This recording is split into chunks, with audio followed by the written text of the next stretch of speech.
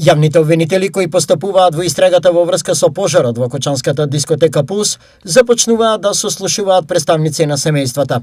Тие од вторник до четврток идната недела ќе можат да си ги остварат своите права како оштетени и да се приклучат кон кривичниот прогон. Семејствата ќе можат и директно да се информираат за текот и фазата во која се наоѓа постапката, но и да кажат свои сознанија за настанот. Ваквите сослушувања се поединечни и на нив ќе биде повикан по еден законски застапник за секоја од жртвите, да се произнесе во однос на правата како оштетени. Појаснуваат од обвинителството.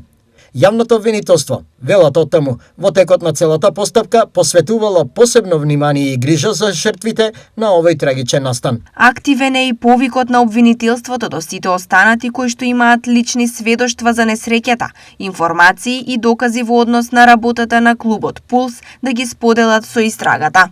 Велат од обвинителството.